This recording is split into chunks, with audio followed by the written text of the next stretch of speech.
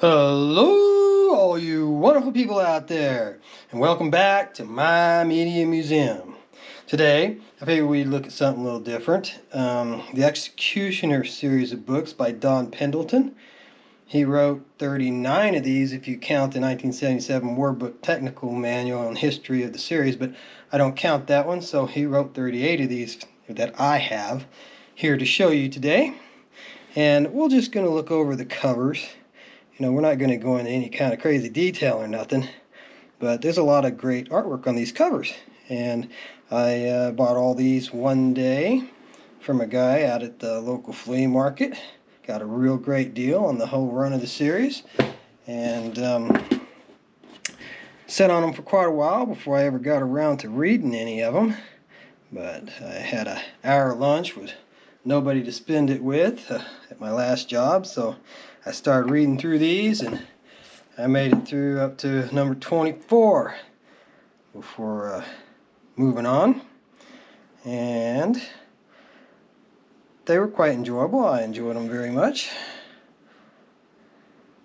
And like I said, they've got really cool covers, and that's basically all we're going to be doing is looking at the covers and going over the backs. The backs give you a rundown, so you get a brief overview of the whole storyline of that volume.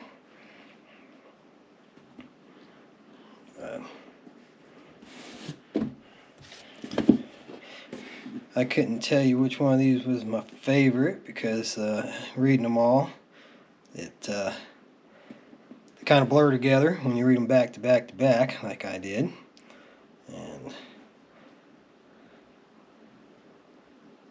But they were all pretty good. There wasn't really one that stood out as being a dud to me.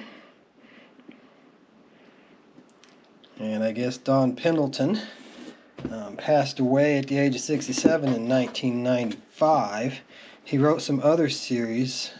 His name was actually attached to this one, and you'll see I've got number 39, which is The New War, which is credited to him, but the actual author is credited on the credits on the inside for his contributions. But according to what I read on Wikipedia, and I know Wikipedia isn't always 100% accurate, but it suffices for the most part, I think, most of the time. It gets it right. And it says that they were ghostwritten after number 38. So, but he, like I said, he wrote some other series. I've never read any of his other books. I've never gotten into any of the other stuff that he created while he was alive. But supposedly as well, the Punisher comic book series is modeled after him. No contract ever went through to officially create a film series or TV show of this character, this exact character, you know, like James Bond was done. But it sure could be. Reading over these books, yeah, they're a sign of the times. There's some political incorrectness in there. But for the most part, it wouldn't take a lot to clean it up from the modern day audience and make a film series out of this and put them out. And it could be quite successful. It could rival James Bond, no doubt in my mind. Then I say that having had read them. But I like the Punisher too, and I haven't seen the Punisher before I ever read one of these. There's enough substantial differences between the characters to where I don't think it's not a direct rip-off. It's maybe more of a homage, but I wouldn't say that it's the exact same guy. It's not. He's modeled after him. Mack Bolan's modeled after James Bond in a way, in a similar way. I mean, any kind of action star that's doing espionage type stuff is James Bondish in my view. And you can see this one's got a bit different cover. This was a different printing. I actually didn't get the complete set from the guy at the flea market. There was a few of them I had to look up on eBay to fill in the gaps, and I think this was one of them. But I got all but, I don't remember. I think there were 3 or 4 that I had to track down and purchase to complete the set. Because, as you know, I'm a bit of a compulsive collector. And if I've got something and I like it, I want to have the whole set. I want to have the whole collection. I can't have just part of it. That's not my style. In for a penny, in for a pound, that kind of thing.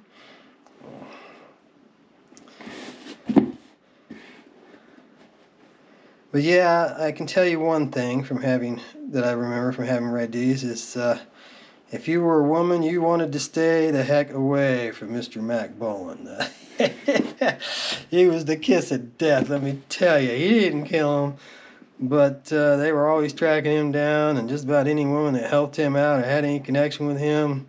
Not to ruin any spoiler alerts here, but if you were to track these books down and read the series, you would laugh and understand exactly what I'm saying, because women that spend time with Mack don't tend to fare well.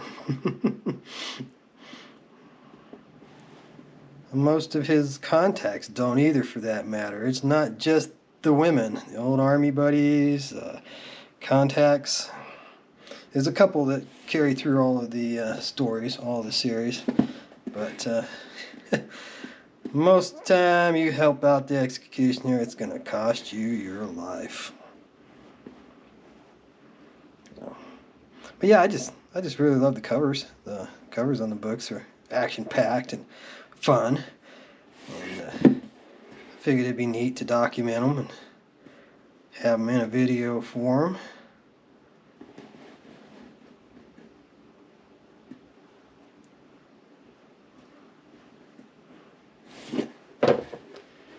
And it's going to take more than one episode for this, of course, because as I said right at the start, there's 39 of these for us to look at. And even though we're not looking at much, just the front and back covers, it still takes longer than you might think it would. 45 seconds on a book, maybe, something like that.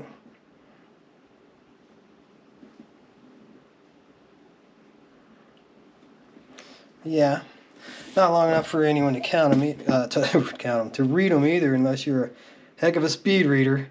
That's what that old pause button's for. You pause, hit the arrow keys forwards and backwards. That'll jump you forwards and backwards 5 or 10 seconds, depending on how you've got things set up.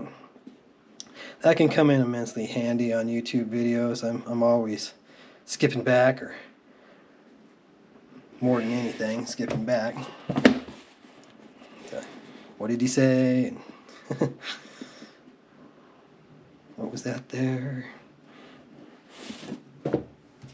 Alright. Like I said, I've read up to number 24. So far, everything I've shown you, I have read. And they were all, like I said, worth reading.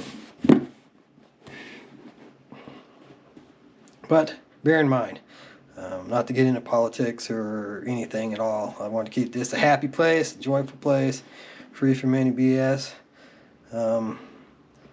But they do have some politically incorrect, sign of the times verbiage, attitudes, things that wouldn't fly in a book or a film today. Take that for what it is. I don't think there's going to be a whole lot of you tracking these down and reading them anyways, unless you're already a fan of this type of pulp fiction. I'm not a big reader, and this really wasn't my kind of thing. I'm more of a sci-fi and fantasy, really. Fantasy more than sci-fi even, reader when it comes to books. But I wanted something different at the time. And I do like action films, and I like James Bond, and I figured this would be a good series to branch out into, and it turned out to be a good choice.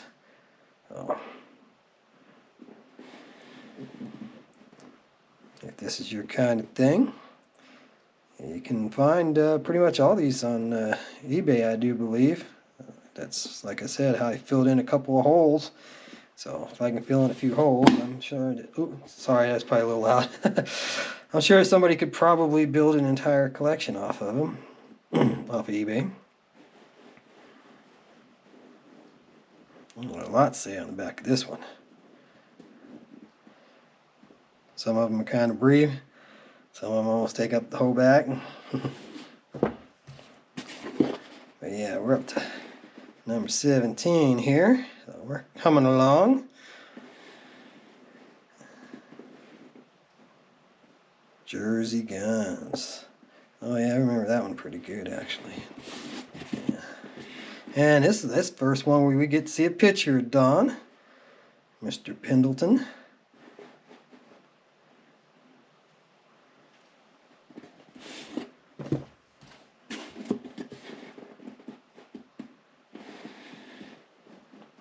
And might just have to speed this up a little so I can get this all in just 2 episodes. But I'm not going to be able to if they keep giving us this much text to capture. Yeah, they really filled the back of this one up. Alright, well, let's just do a real brief shot of that and get on with the actual artwork, you know, what we really want to see, what's really, really cool there. And yeah, we're going to end this episode right here at number 19. And we will come back, picking up with number 20, and finish the series in the next one.